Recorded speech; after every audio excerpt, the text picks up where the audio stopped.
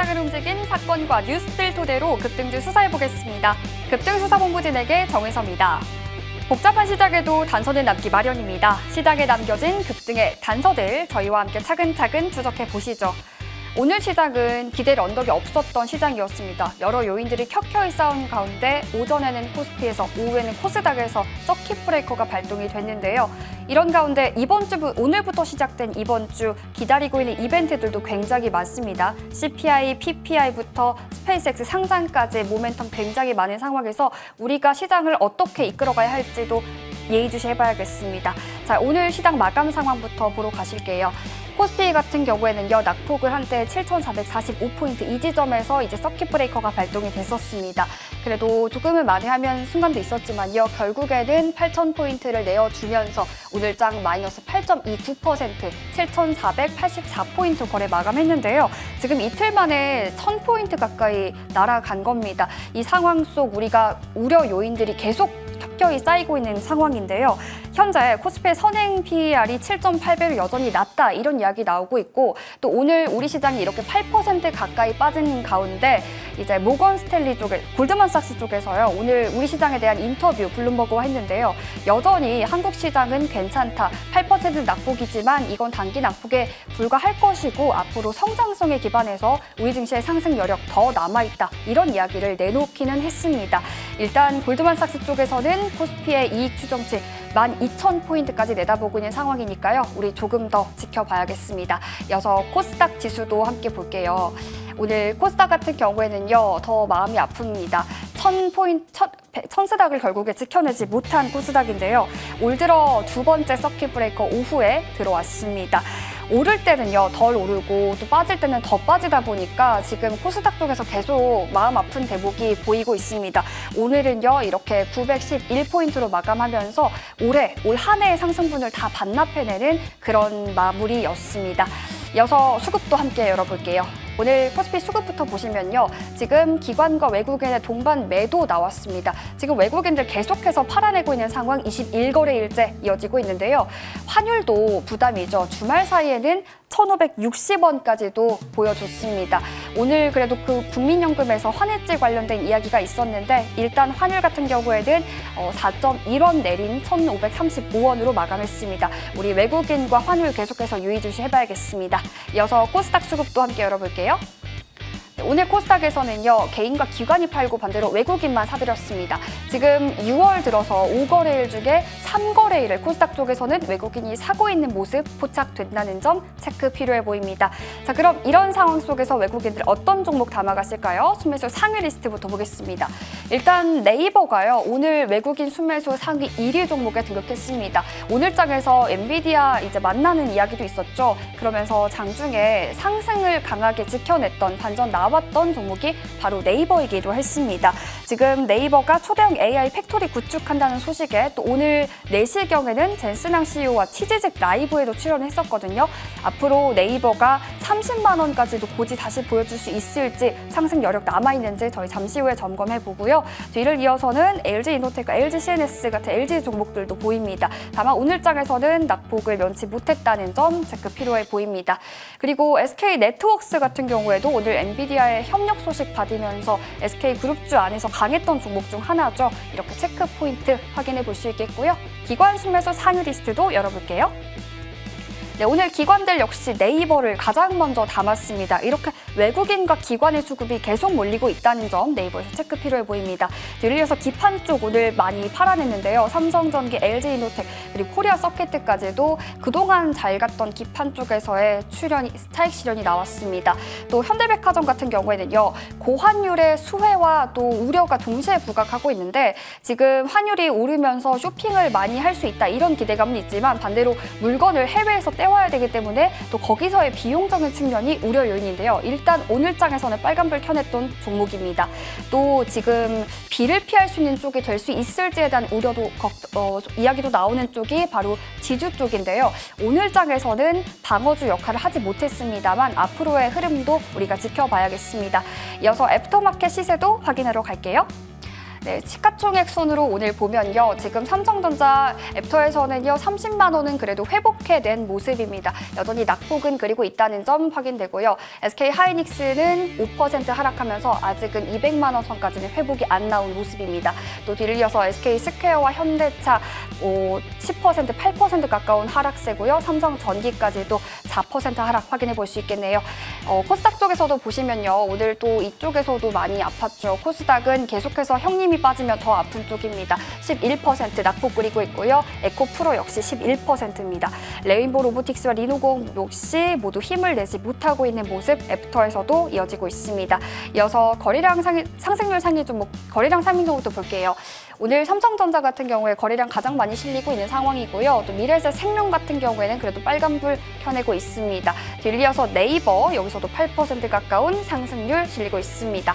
코스닥 쪽에서 보시면요. 로보스타 빨간불, 로봇 쪽도 지금 부진을 면치 못하고 있는 상황 계속 이어지고 있고요. 현대무백스 그래도 2%대 빨간불 켜내고 있는 모습 체킹됩니다. 자, 오늘 시장 이렇게 정리해 볼 수 있겠습니다. 오늘부터 이번 주가 시작이 됐는데 참 마음이 무겁게 시작하네요. 그래도 남은 한 주 우리 잘 보내기 위해서 급등수사본부에서 다양한 전략들 이야기 나눠보시죠. 출발합니다.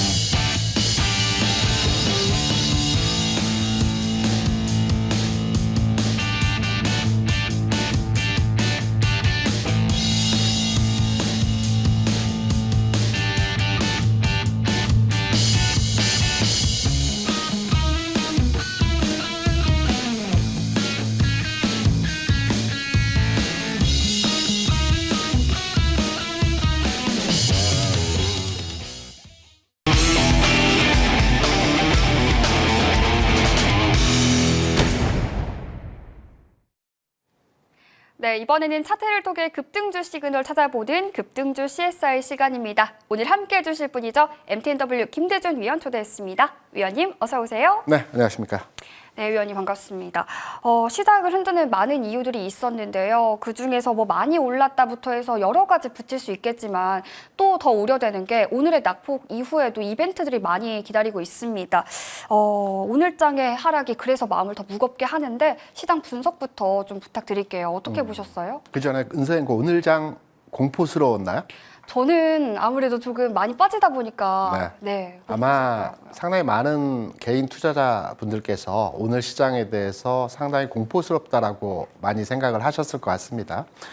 증시에 이런 격언이 있죠. 주가는 공포의 벽을 타고 오른다라는 얘기가 있습니다. 지금의 하락이 공포의 끝자락인지 아니면 공포의 출발 지점인지를 판단해서 우리가 투자 의사 결정을 가져가야 된다고 생각을 하고 있고요. 저는 길게는 모르겠으나 단기적으로 판단했을 때는 공포의 끝자락이라고 여러분께 자신 있게 말씀드릴 수 있을 것 같습니다. 거기에 대한 이유를 몇 가지 포인트를 잡아서 여러분께 설명을 드려보겠습니다. 여러분께 희망 고문 드리는 것이 아니고요. 오늘 장에서 몇 가지의 흐름에서 희망적인 사안들을 제가 포착한 내용을 중심으로 해서 말씀을 드려보도록 하겠습니다. 외국인 투자자들이 최근 21일 연속해서 순매도를 보여주고 있습니다. 하지만 오늘은 좀 특이한 점에서의 외국인 투자자들의 동향의 변화가 있었죠. 어떠한 내용이냐면 장중 한때 외국인 투자자들이 2조 원 가까이 매도세를 보여주다가 매도세를 장 후반에 점점 줄여가면서 장 마감에는 한 3천억 정도 규모로 매도를 줄였습니다. 하나의 긍정적인 시그널이라고 볼 수가 있겠고요. 두 번째는 외국인 투자자들의 선물 매매 동향에서의 흐름을 판단해 보야 될 때 조만간에 단기 반등 흐름이 나오겠구나 라는 부분을 캐치했습니다. 선물 시장은 현물 시장, 즉 주식 시장에 먼저 움직이는 경향성을 많이 보여줍니다. 오늘 외국인 투자자들은요, 3일 연속이죠. 오늘뿐만이 아니고 최근 3일 연속에서 선물 시장에서 매수를 보여주고 있어요. 그 금액은 한 3조 원 규모로 매수를 보여주면서 작지 않은 금액에 대해서 현재 3일 연속에서 매수를 보여주고 있다는 것은 선제적 진입에 대한 투자자들 입장, 특히 외국인들의 입장에서는 시장이 바닥권에 다다르고 있구나 라는 측면에서 외국인의 선물 매수에 대한 부분을 두 번째로의 희망 시그널로의 판단을 해볼 수 있는 내용이었고요. 세 번째는 여러분께서 잘 아시고 계시죠. 환율 시장에서의 변화이죠. 최근에 시장이 하락한 뭐 여러 요인이 있겠으나 그 요인 중에서 가장 큰 요인이라고 볼 수 있는 환율 시장의 상승이었습니다. 오늘 장 초반만 하더라도 미국 시장의 영향권 아래에서 20원 이상 출발했던 원달러 환율이 오늘 종가 기준으로 해서 마이너스 5원으로 안정화되면서 마감을 했습니다. 물론 내일 이후의 시장에서 환율 상황에 좀 더 많은 변화에 대한 흐름들을 확인해야 되겠으나 오늘 마감 시까지의 환율 시장에서의 변화 흐름을 판단해 보게 된다면 다소간의 시장의 하락은 멈추어 줄 수 있는 앞서 말씀드린 세 가지 요인들, 외국인의 선물 매매 동향이라든가 환율 시장에서의 흐름이라든가 외국인 매매 동향에서의 축소되는 과정에서의 모습을 판단해 보게 되면 조만간에 반등 흐름이 나올 수 있는 지점에서의 모습이 만들어지고 있다. 이렇게 판단해 볼 수 있을 것 같고요. 두 번째는 그러면 이번 하락이 마무리되어지고 반등을 준다라면 우리가 여기서 공포의 벽을 타고 오르는 게 주가라고 말씀을 드렸잖아요. 그러면 주가 측면에서 벽을 타고 올라갈 수 있는 종목이 기존의 반도체일지 아니면 새로운 뉴페이스가 시장을 주도하는 형태로의 시장 움직임이 진행되어질지를 가늠해서 투자 의사결정을 진행해야 된다고 판단하는데요. 저는 기존의 반도체보다는 새로운 주도주가 나오는 시장으로의 형태가 만들어질 가능성이 높다고 보고 있어요. 왜냐하면 이번 하락의 요인은 관세도 아니고요. 전쟁도 아니고요. 또는 AI 거품론에 대한 얘기도 아니죠. 금리죠. 우리가 통상 금리 이슈에 의해서 주가가 하락할 때는 시장에 체질적인 변화가 나타납니다. 그렇기 때문에 이번 금리 인상 가능성에 대한 우려로 시장이 하락했다는 요인은 시장의 전반의 체질이 바뀐다라는 측면으로서의 상황이 나타날 수 있기 때문에 단기 반등 흐름에서의 모습은 많이 빠진 종목 위주로 반등을 주겠지만 이후에 시장이 안정화되고 시장의 주도주가 나타나는 과정에서의 흐름들은 기존에 강했던 종목보다는 새로운 주도성 종목으로의 흐름이 진행되어질 수 있기 때문에 이제부터는 시장을 철저하게 관찰하면서 어떠한 주도주로의 움직임이 진행되는지도 한번 주의 깊게 포착해 가셔야 될 것 같고요. 그리고 제가 시장에 한 30년 가까이 있었습니다. IMF도 겪어봤었습니다. IMF 시장은 지금의 장보다도 더 공포스러웠습니다. 여기에서 저희 선배들이 저에게 항상 얘기했던 내용이 무엇이냐면 투매, 오늘 투매가 있었죠. 투매라고 하는 것은 가격에 상관없이 매도 물량이 출회되는 것입니다.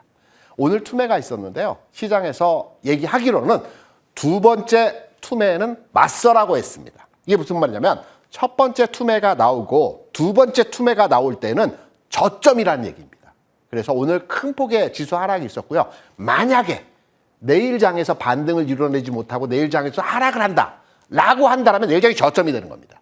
저는 개인적으로 내일 장에서 하락보다는 반등 흐름으로 만들어 갈 수 있는 내용에서의 시장 분위기가 연출될 수 있기 때문에 앞에 세 가지 내용을 열거하면서 설명을 드렸었죠. 시장은 다소간의 안정화 추세의 흐름이 당분간의 영향권 내에서 움직일 수 있다. 다만 주도주는 변화할 수 있다.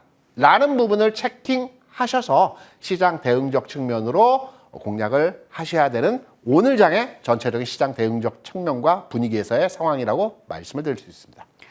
그래도 다행입니다. 오늘 위원님께서 장 막판에 외국인들이 매도폭을 줄여 나간 것, 그리고 선물 시장에서의 매수세 유입, 여기에 더해서 환율 시장의 그래도 안정까지 근거를 들어서요. 내일 시장에서는 반등이 나올 수도 있다. 그리고 그 이후에 주도주는 변화할 수도 있고, 우리가 만약에 내일장 반등 안 나오고 또 한 번 하락장에 나온다면 두 번째 투매에서는 맞서야 된다. 이런 이야기까지 주셨는데요. 어쨌든 조금 시장에 대한 그래도 희망적인 관점 유지하면서 본격적으로 차트를 통해서 종목들 분석해 보겠습니다. 자, 오늘 먼저 볼 종목은요. 삼성전자 준비해 봤어요. 삼성전자 사실 미국의 기술주 폭락에 좀 10% 가까운 하락을 보이면서요. 오늘 30만 원도 내어주는 모습이었습니다. 네. 조금 뼈아픈 대목이었는데 사실 지금 뭐 글로벌 매크로적인 변수 때문에 이렇게 무너진 거잖아요. 추세는 네. 문제가 없는 건데 이거 이렇게까지 빠져도 되는 건지 싶었어요. 오늘 보면서. 네. 어떻게 계속 이어갈까요? 이 흐름을? 우리 시장의 변동성이 너무 커졌죠. 네. 아시아 증시에서의 그 시장 하락률을 보게 되면 일본 시장이 3%대 하락을 했고요. 대만 시장도 대략 한 3% 후반대의 하락이 보여졌습니다. 반면에 우리 시장은 그 하락폭이 8% 가까이 하락이 나타났었기 때문에 최근에 변동성 측면에서의 국내 시장에서의 흐름이 굉장히 크게 확대되고 있다라고 해석이 되고 있는데요. 아마 삼성전자를 편입을 하셨거나 삼성전자에 관심이 가지고 계신 분들은 단기적으로 트레이딩 관점으로 접근하시는 분들은 아마 거의 안 계실 겁니다. 올 하반기, 내년까지 해서 반도체 업황이 유지 진행될 수 있기 때문에 40만 원 또는 50만 원 이상의 가격을 판단해서 접근하시는 부분으로의 투자 진행을 하신다라고 저는 개인적으로 판단을 하고 있고요. 오히려 매수를 노려보신다라는 측면에서의 접근도로 판단해 보게 될 때는 오늘 장에서 가격적 측면에서 유리한 가격 수준에서의 흐름을 보여줬다라는 측면이 삼성전자의 오늘 특이점에서의 흐름이라고 판단할 수 있겠고요. 삼성전자 주가를 보시면 차트를 지금 함께 보시고 계시는데요. 어떠한 부분에서 특이 동향에서의 흐름들이 있는지를 한번 제가 말씀을 드리게 되면 앞단 지난 3월장에서 삼성전자가 가격적으로 20만 원을 넘어섰다가 20만 원 아래로 내려갔다 다시 상승하는 상황에서의 흐름들이 나타났죠. 이때의 지지되는 가격에서의 흐름들을 보게 되면 앞단에서 거래가 많이 일어났던 제가 지지 라인이라든가 저항 라인을 말씀드릴 때 이평선에 대한 흐름으로 판단하는 것이 아니고 공방이 치열했던 구간이 지지선이 되거나 저항선이 된다는 측면에서의 말씀을 많이 드렸죠. 이 흐름에서도 3월 하락에서도 이 거래가 많이 됐던 앞단에 공방 구간이 있었던 이 가격 수준이 하락에서 지지를 받고요. 반등 주고 재반락 이후에 상승으로 전환됐습니다. 그럼 지금 장에서의 흐름도 마찬가지겠죠. 앞단에서의 공방이 많이 이루어졌던 구간이 여기입니다. 가격적으로 보면 28만 원 전후 가격 수준이거든요.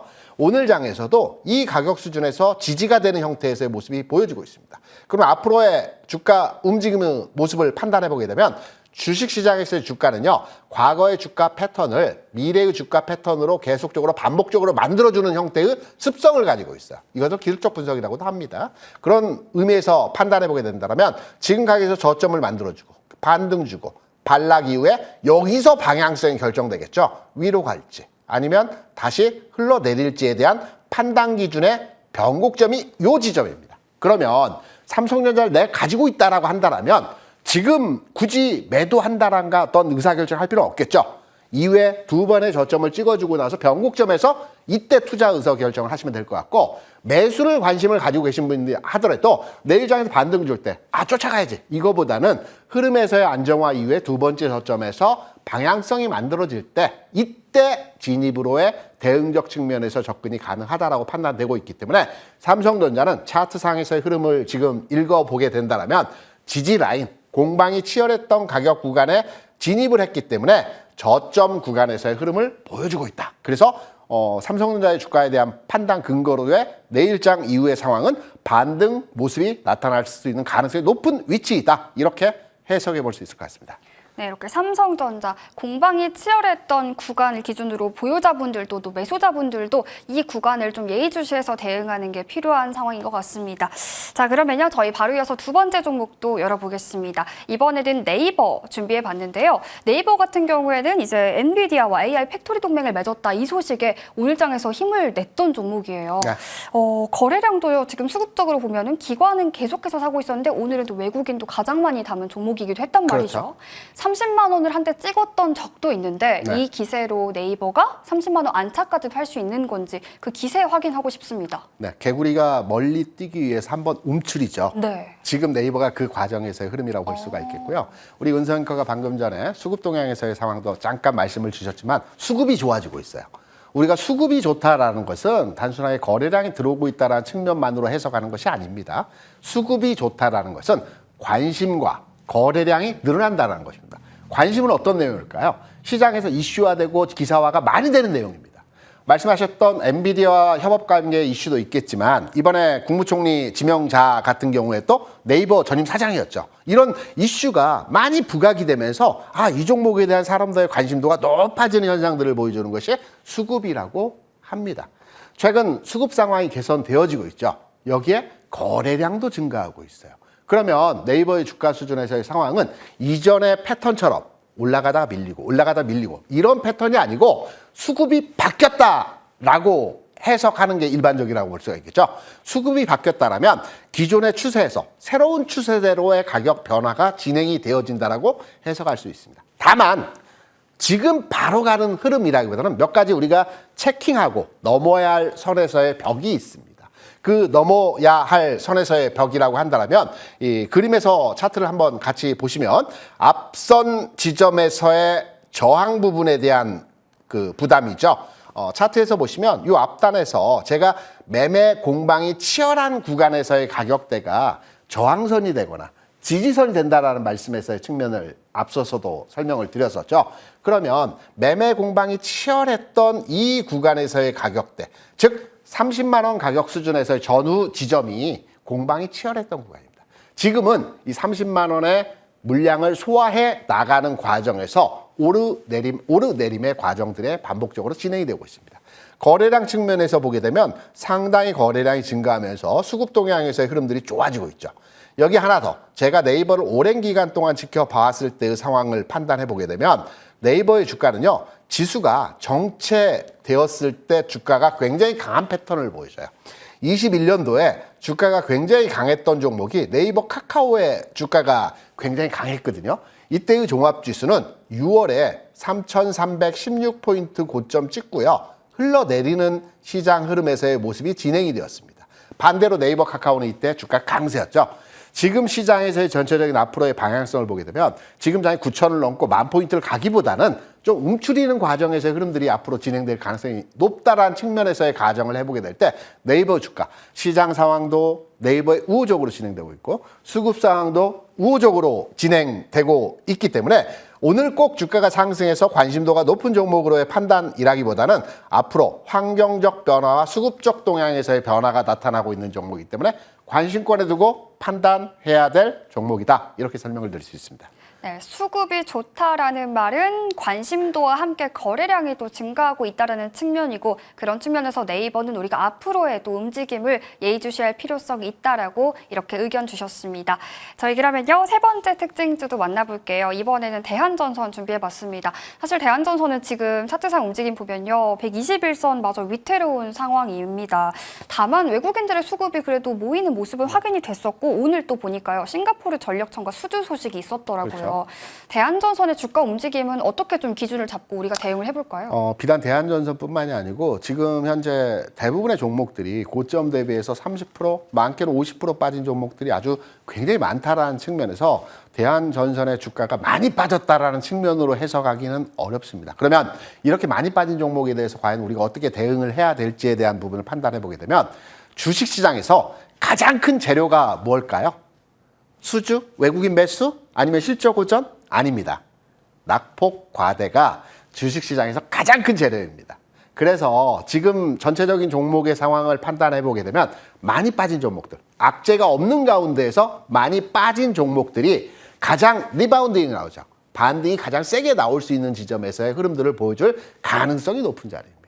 이런 맥락점에서의 판단으로 접근을 해보게 되면 시장이 안정화가 되고 많이 빠진 종목 위주로의 반등을 주는 형태에서의 시장 모습이 조만간에 이번 주 중으로 저는 시현될 가능성이 높다라고 판단을 하고 있습니다. 이런 맥락에서 본다면 대한전선이 그 반등의 첫 번째로의 흐름으로 진행이 되어질 가능성이 높다. 앞서 우리 은선이가 얘기해 주신 대로 재료는 계속 부각이 되고 있어요. 하지만 주가는 이 재료 가치를 반영하지 못한 상태에서 계속 흘러내리는 과정에서의 주가 모습이 진행이 되고 있는데요. 여기에서 반등 줄 수 있는 흐름에서의 모습이 진행될 수 있기 때문에 대한전선 같은 경우는 나는 새롭게 단기 매매 측면에서의 공략 종목을 대응을 한번 해볼 만한 종목이 무엇이 있을까라고 판단하신다면 재료 노출되어 있고요. 수급적 측면에서 살아있고 전체적으로 반등 시그널이 들어온 상태에서의 모습이기 때문에 관심도가 부각되고 관심권에 두고 판단해야 될 종목이다. 이렇게 해석을 하고 있습니다. 네, 대한전선에 대해서 낙관적 힌트 주셨습니다. 악재가 없는 종목들 중에서 많이 빠진 종목, 그중에 대한전선 우리 주목해봐야겠습니다. 자, 그러면요, 저희 바로 위원님의 종목들 점검 받고 갈 텐데요. 제주반도체 먼저 보겠습니다. 오늘 코스닥 시총 50위 중에서 유일하게 또 빨간불을 켜낸 종목이기도 했는데요. 네. 이 종목은 전략 업데이트 어떻게 가져가 볼까요? 제주 반도체만의 주가 흐름을 판단해서 여러분께 긍정적으로 설명드리는 것이 아니고요. 앞으로의 시장이 안정화가 되고 반등이 줄 때 어떤 섹터가 움직일지를 판단해 보게 된다면 물론 투탑이 안정화돼야 되겠죠. 삼성 하이닉스가 안정화되었지만 주가를 빠르게 끌고 가는 뉴페이스라고 아까 좀 전에 제가 설명을 드렸었죠. 뉴페이스의 종목은 소부장 내에서 흐름들이 진행되는 가운데서의 모습이 나타날 수 있고요. 그리고 가치 섹터인 조방원에서 하는 섹터가 움직임이 진행될 수 있고 세 번째로는 코스닥 내에서 하는 섹터가 강한 흐름에서의 뉴페이스로의 움직임을 진행될 수 있다라고 해석을 하고 있습니다. 그래서 제주반도체도 소부장 내에서의 종목으로 가장 탄력적인 움직임을 보여주고 있기 때문에 지금 시점에서 여러분이 보유하신다면 그래 조금 올라갔기 때문에 다른 종목 대비해서 매도하고 다른 종목으로 갈아탈까라는 부분보다는 제가 지난주에도 아마 말씀을 드렸던 것으로 판단이 되는데요. 신규 매수 자리에서의 포착점을 찾고 계신 분이라고 한다면 지금 자리가 신규 매수 관점으로 접근을 해볼 만한 지점이다 라고 말씀을 드렸는데요. 유효합니다. 신규 매수도 가능하고요. 보유자는 좀 더 가져가셔야 됩니다. 고점 돌파 가능성에 판단을 두고 접근한 종목이기 때문에 보유 관점으로 해석해서 접근하시기 바랍니다. 네, 저희 한 종목 더 보겠습니다. KMW 볼 텐데요. 위원님께서 통신주 관련해서는 전반적으로 좋은 긍정의 시각 주셨는데 여전히 유효한지 궁금합니다. 네, KMW는 통신주 체계 측면에서의 흐름으로 진행되고 있고요. 통신주는 제가 여러 번 말씀드렸지만 8년 주기로의 통신 체계가 변화하죠. 이번 6세대 체계의 변화를 앞두고 있습니다. 이때 통신주들이 주가가 굉장히 많이 올라갑니다. 세게 올라갑니다. 2010년도에도 한번 강한 상승 흐름들을 만들어냈고요. 그리고 2018년도에도 한번 강한 상승세의 흐름을 판단해서 움직임이 진행됐습니다. 시기적으로 2018년 이후에 대략 8년 주기에 6세대 변화되는 지금 시점이 통신, 무선통신 관련주의 주가 상승이 나타날 수 있는 자리이기 때문에 KMW 좀 흔들려도요. 중장기적 패턴의 종목이기 때문에 홀딩 전략으로 끌고 가셔도 된다라는 측면에서 KMW 지금 그림에서 보이시네요. 2008년도에 주가가 어느 정도 상승하면 10배거 흐름에서의 흐름을 보여줬습니다. 그리고 2018년도에 또 주가가 10배거 흐름에서 이 통신체계 변화하는 흐름 내에서 주가가 굉장히 강한 패턴의 모습들을 보여줬거든요. 그 시기가 8년 주기입니다. 그래서 지금 시점에서의 흐름을 보게 되면 올해와 내년도까지의 흐름에서 8년 주기의 시점이 도래했다. 그래서 통신주에 무선 통신주에 뭐 많은 종목들이 있지만 KMW 같은 경우는 중장기 패턴으로 한번 끌고 가보자 라는 측면에서 홀딩 관점의 말씀을 드립니다. 네, 이렇게 종목들 점검받아 봤습니다. 저희 그러면요 위원님의 원픽 관심주도 만나볼 텐데요. 오늘 HD현대중공업 위원님께서 챙겨와 주셨습니다. 투자 포인트 어떻게 잡아볼까요? 제가 앞서서 앞으로의 그 주가가 움직일 때 그 가치 섹터에서 움직이는 가능성이 높은 종목이 조방원 내에서 한 섹터가 움직임이 되어질 수 있다라는 말씀 드렸었죠. 그 조방원 내에서 조선주의 관심도를 가지고 새로운 뉴페이스로의 움직임이 가능성이 있기 때문에 조선주에 대한 관심도를 가져가야 된다고 말씀을 드릴 수 있습니다. 조선주 내에서도요. 조선주가 움직일 때는 먼저 대장주가 움직입니다. 현대중공업이 당연히 움직임 패턴으로 진행이 되어지겠죠. 여기에 기관 외국인들이 최근에 매수를 하고 있어요. 그리고 흐름도 견조합니다. 오늘 물론 주가가 빠지긴 했어요. 하지만 견조 추세 흐름에서의 그 주가를 받쳐주는 형태에서의 모습이 만들어지고 있고요. 이 종목 같은 경우는 지금 추세에서의 흐름이라고 한다면 저는 기본적으로 조선주의 흐름은 이번에 흐름이 나타날 때 그 정고점 돌파 흐름에서의 가능성을 두고 판단하고 있기 때문에 목표 주가는 일단 보수적으로 잡아도 80만 원 정도까지 순서에서의 흐름으로 판단할 수 있겠다. 이 고점을 돌파하는 흐름에서의 모습으로 판단하는 접근으로의 해석이 가능하고요. 손절은 조금 짧게 잡았습니다. 58만 원 정도 수준. 58만 원이라고 한다면 전 저점 부근에서의 흐름이 깨어질 때입니다. 그래서 손실은 좀 짧고요. 수익은 좀 길게 가져가는 형태로서의 종목으로 조선주의 대표주 현대중공업 지금부터 우리가 바라봐야 되는 지점에서의 흐름이다. 이렇게 말씀을 드릴 수 있겠습니다. 네, HD현대중공업 목표가 80만 원 잡아주셨습니다. 저희 방송 이후에도 위원님과 함께 할 수 있는 무료 방송 준비되어 있습니다. 소개 부탁드릴게요. 네, 앞서 제가 몇 차례 언급을 드렸지만 시장은 체질적으로 바뀔 겁니다. 우리가 패션이 바뀐다고 하죠. 경향이 바뀝니다. 이제 새로운 주도주, 뉴페이스가 나올 만한 흐름에서의 지점입니다. 지금까지 손실을 봤다 하더라도 새로운 장에 대한 정확한 시그널로의 판단으로 접근하신다면 충분히 수익률 복구가 가능하다고 생각되기 때문에 이번에 움직일 수 있는 새로운 주도 종목군은 뭐가 있을지 여기에 대한 내용으로 우리 방송을 통해서 여러분과 함께 고민해보는 시간 가져보도록 하겠습니다. 네, 방송 이후에 위원님과 6시 30분에 무료 방송 함께 할 수 있으니까요. 잘 참고해 보시면 좋겠습니다. 저희 위원님과 함께한 시간 여기까지입니다. 지금까지 MTNW 김대존 위원과 함께했습니다. 위원님, 오늘 말씀 고맙습니다. 네.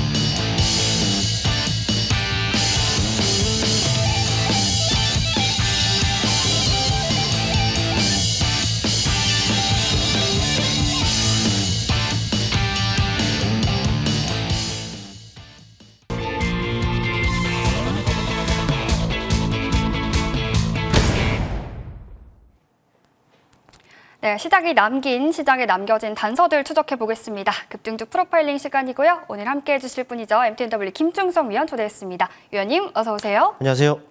네, 반갑습니다. 자, 바로 오늘 시작의 프로파일링 단서부터 화면으로 만나볼게요.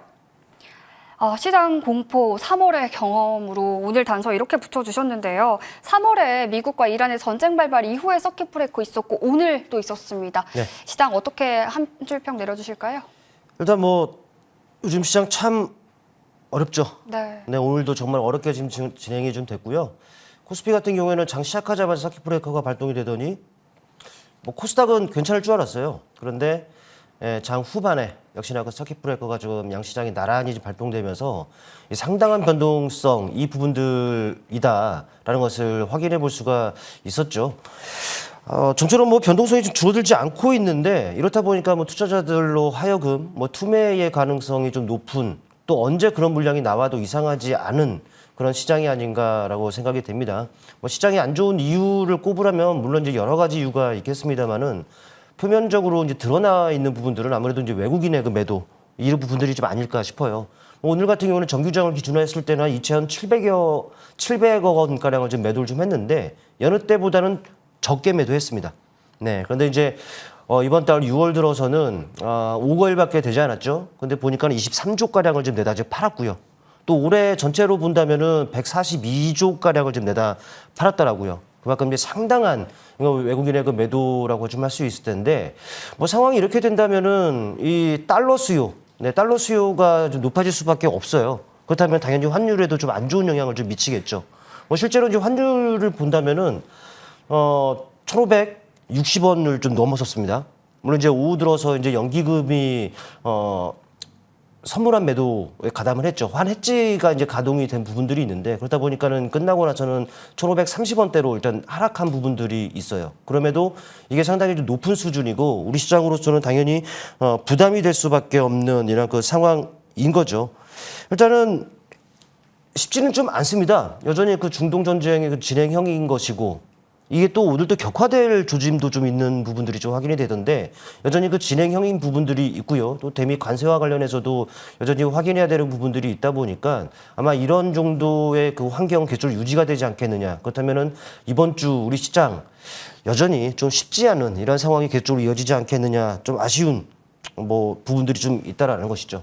일단 오늘 시장 누가 보더라도 좀 세게 맞은 이런 부분들이 있습니다. 그러다 보니까는 여러분들 고민이 많이 되지 않겠느냐 싶은데 근데 이렇게 좀 말씀을 드리고 싶습니다. 이렇게 많이 아프면 아플수록 그만큼 이제 반등의 순간 이런 부분들이 이제 가까워지고 있는 것이 아닌가 생각이 된다라는 것이죠. 데드캣 바운스라 하더라도 분명히 반등은 있게 마련이고 또 우리는 이미 경험을 했습니다. 앞서 3월의 경험. 3월이 되자마자 여러분도 아시겠습니다만은 단 이틀 만에 시장이 20%가량 이제 밀렸습니다. 양시장이. 근데 그 이후 어떻게 됐습니까? 반등이 세게 나왔습니다. 언제 그런 폭락이 있었나 할 정도로 엄청 세게 나왔다는 것이죠. 그러니까 최근 시장 누가 보더라도 과합니다. 과하게 맞을 만큼 맞은 상황이기 때문에 아마도 반등 시에는 정말 세게 나오지 않겠느냐 이렇게 생각이 되고요. 그러다 보니까는 이미 상황은 벌어졌습니다. 고민만 하고 있을 필요는 좀 없을 것 같아요. 그만큼 이제 앞서 말씀드렸다시피 반등 시기는 이제 가까워졌고 그렇다면은 그에 맞춰서 어떻게 대응을 해 나가느냐가 이제 중요한 부분들인데 전략적인 부분들은 시장의 문제 앞서 외국인 매도 또 이제 환율 이런 부분들을 말씀을 드렸습니다만은 시장 자체에 정말 이런 악재는 저는 없다고 봅니다. 그렇다 보니까는 너무 걱정만 하지 마시고 반등 시에 내가 어떻게 대응해 나가야 되느냐 이 부분을 고민하는 것이 지금 상황에서는 현실적으로 딱 맞지 않겠느냐 싶어요. 전략적인 부분들을 언급드리기보다는 지금 오늘 시장 참 힘들었을 여러분일 텐데 올 만큼 다 왔습니다. 힘들내시길 바라겠습니다.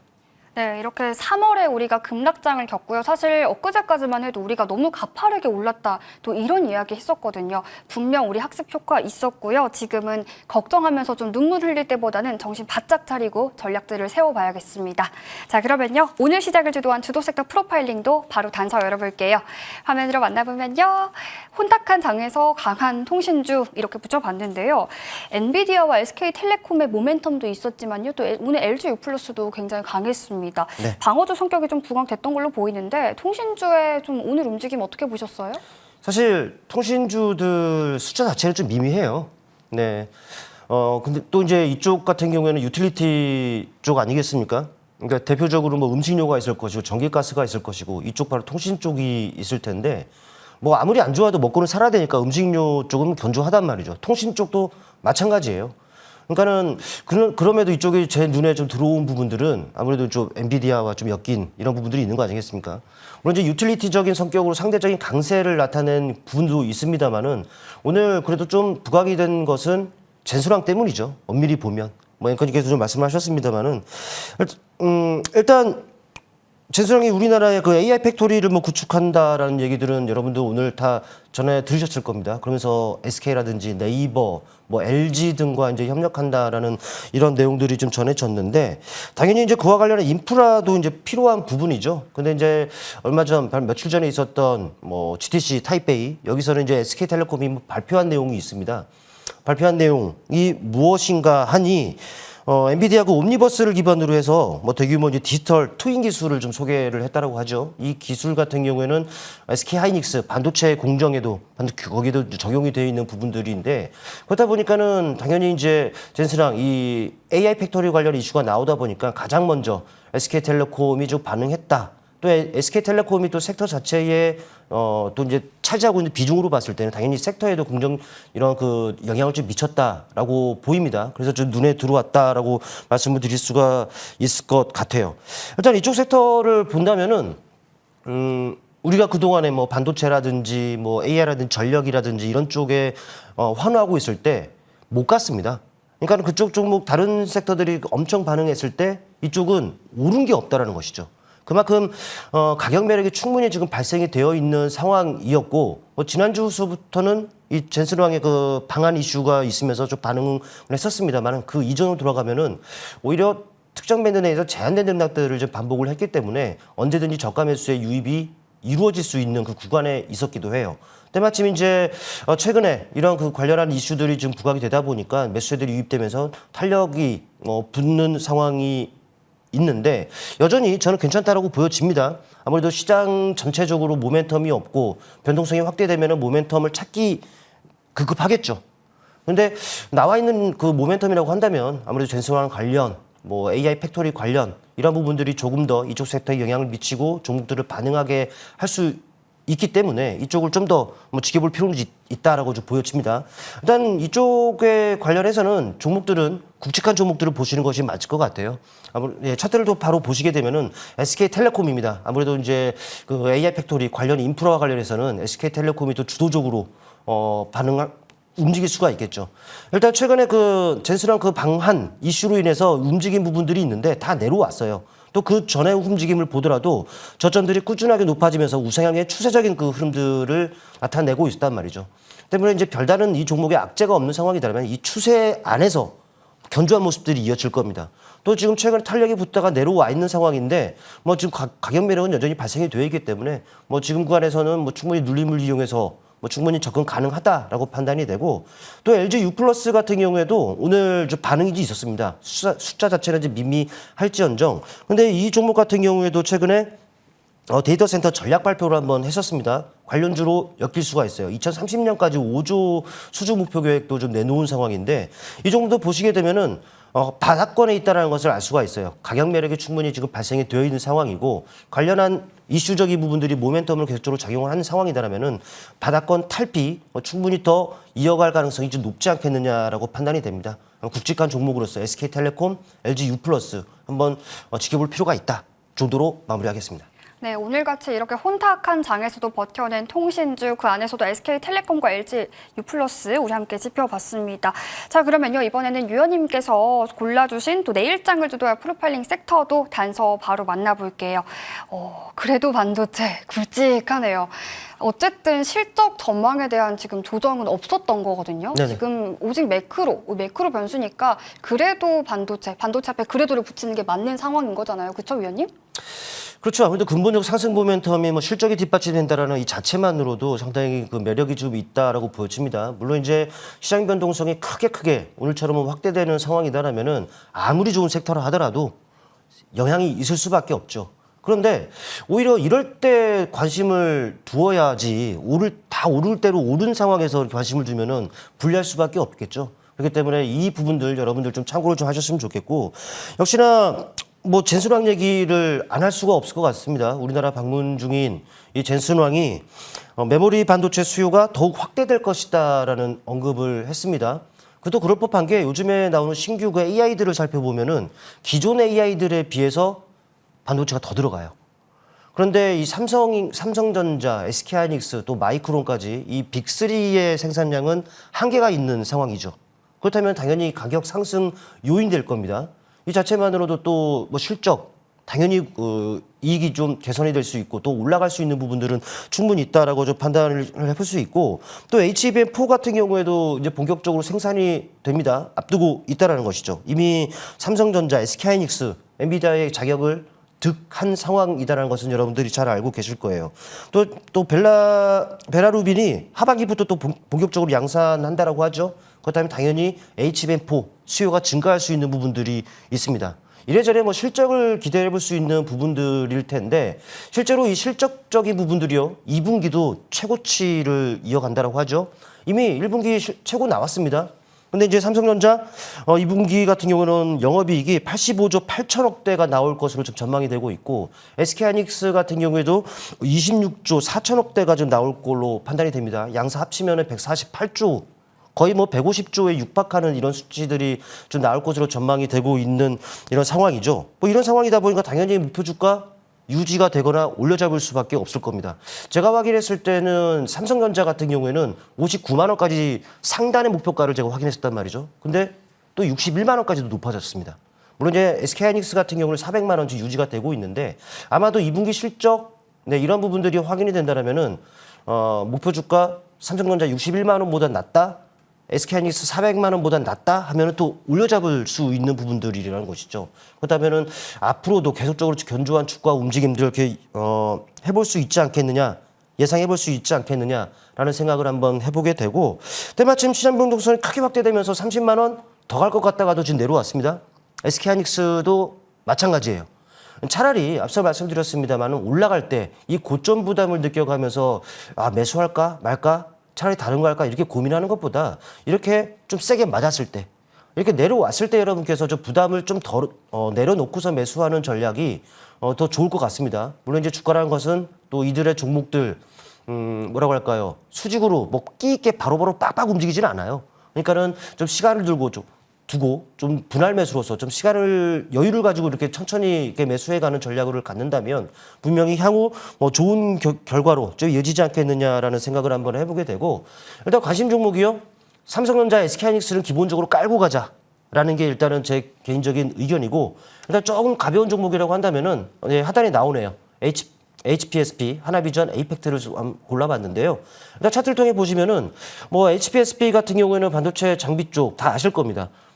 이 종목도 그냥 눈에 보이는 것만 놓고 본다면은 확실하게 완만합니다만 우상향의 추세적인 주가의 움직임을 나타내고 있고, 또 최근 조정에 의해서 추세 하단까지 내려와 있는 상황이죠. 가격 매력이 발생이 되어 있는 상황입니다.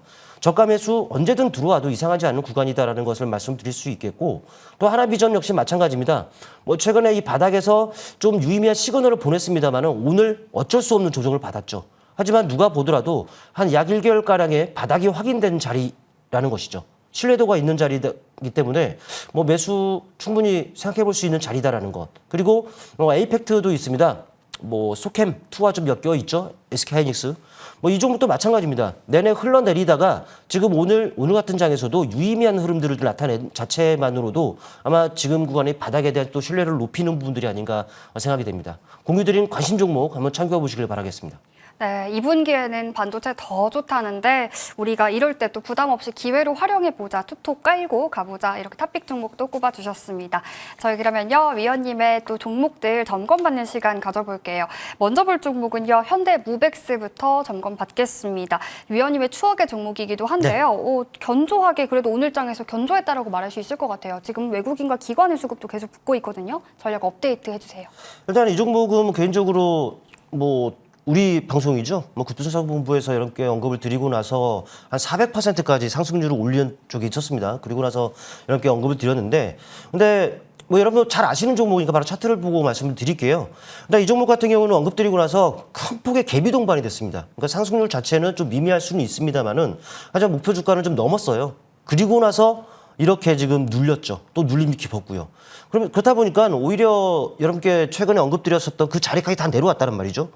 뭐 목표 주가를 넘었을 때 비중 절반 정도를 챙기셨으리라 보고 오히려 다 내려와 있는 지금 오히려 또 신규 매수도 고려를 해볼 수 있기 때문에 이 AS를 좀 드리는 겁니다. 그러니까 이쪽 섹터에서 무엇을 살지 고민이신 분들이라면은 오히려 이런 종목들 다시 한번 관심을 두는 것도 유효하다라는 측면. 추가 매수, 뭐 신규 매수 가능하다라는 말씀을 한번 드려보겠습니다. 네, 저희 현대무백수 신규 진입도 가능하다 관점 열어주셨고요. 저희 한 종목 더 바로 볼게요. 에이펙트 보겠습니다. 앞서서 언급해 주시기도 하셨는데 네. 오늘 장에서도 힘이 강했어요. 네. 이 종목은 어떻게 전략 가져가 볼까요? 일단 이 종목 같은 경우에도 뭐 엔비디아 소캠2 뭐 엔비디아 그 AI 서버죠. 거기 탑재되는 소캠2가 SK하이닉스 공급을 합니다. 납품을 하는데 확실하게 납품되기 전에 이 종목을 거쳐가요. 단독으로. 그렇기 때문에 이 종목 그런 소켓2와도 연결되어 있는 종목 또 젠스루왕 SK와 엔비디아 협력 강화한다고 하잖아요. 당연히 뭐 수혜를 기대해 볼 수 있는 종목 중에 하나라고 보시면 되는데 차트를 통해 보시면은 일단 최근에 뭐 언급드리고 나서 이 좀 부침도 있기도 했었습니다. 근데 최근에 목표 주가를 뛰어넘는 상승 흐름이 나타났고 그 이후에 또 눌림이 깊은 모습이에요. 하지만 지금 자리는 역시나 수개월 동안 바닥이 확인이 됐었고 바닥 이탈이 안 되는 또 신뢰도가 있는 자리라는 것이죠. 또 완만합니다만 또 우상의 추세적인 주가의 움직임을 나타내고 있는 상황이고 역시나 지금 자리에서는 신규 매수 충분히 가능하다라는 말씀을 드려볼 수 있겠고 긍정적 시각을 유지하자. 제가 오늘 뭐 관심주로서 이 종목을 갖고 올까 다른 종목을 갖고 올까 하다가 이 AS로 이 종목은 해야겠다 해서 이 종목 말고 다른 종목 갖고 왔거든요. 일단 그만큼 긍정적 시각 유지하시기를 한번 바라보겠습니다. 네, 위원님의 몸픽 관심주가 될 만큼 오늘 위원님께서 관심 있게 본 종목이었습니다. 에이펙트까지 점검 받아봤고요. 저희 그러면 오늘 위원님께서 들고 오신 관심주는 뭔지 바로 보면요. 라이콤 가져와 주셨네요. 투자 네. 포인트 어떻게 잡아볼까요? 일단 최근에 뭐 시장이 강한 흐름이었는데 강한 흐름이 아니었죠. 약한 흐름이었는데 오히려 이 종목 같은 경우는 센 모습이었습니다. 내용을 보자니 뭐 실적이라든지 하는 그런 부분들을 기대해 볼 수 있는 부분들이고 또 북미 진출이라는 또 이런 모멘텀 역시 지금 확보를 한 상황이에요. 뭐 실적되고 또 그런 모멘텀들이 확보하고 있는 만큼 이 종목 뭐 충분히 가벼운 종목이지만 눈여겨볼 필요가 있다라고 판단이 되고요. 광통시 뭐 그런 종목이라고 보시면 될 것 같아요. 차트를 통해 보시면은 뭐 3일 동안 아주 강한 모습이 그려졌습니다. 3일 동안 시장이 약했던 거에 비하면은 확실하게 차트 우량주라고 할 수 있겠죠. 뭐 지금 자리에서는 확실하게 바닥권을 확실하게 턴어라운드 되는 자리고 이 직전 고점 때까지는 많이 열려 있습니다. 그렇기 때문에 지금 자리 눌림을 이용해서 충분히 공략해 볼 수 있다라고 좀 보시면 될 것 같고 뭐 우리는 방송 룰상 내일 시초가에 편입이 되겠죠. 하지만 여러분들은 여러분들 유리하시게끔 음봉을 공략한다거나 눌림을 활용해서 한번 관심을 가져보시길 좀 바랍니다. 일단 목표 주가는 9,000원, 손절 가격은 5,000원 설정하고 한번 체크해 보도록 하겠습니다. 네, 라이콤 같은 경우에 북미 진출이라는 이런 모멘텀도 갖고 있고요. 지금 차트상 보니까 3일 연속해서 양봉을 만들어내기도 했습니다. 우리 라이콤 같은 경우에 목표 주가 9,000원 설정해 주셨으니까요. 잘 참고해 보시면 좋겠습니다. 자, 저희 이렇게 오늘 김충성 의원과 함께 했고요. 남은 시간도 머니투데이 방송과 함께 하시죠. 시청해 주신 여러분 고맙습니다.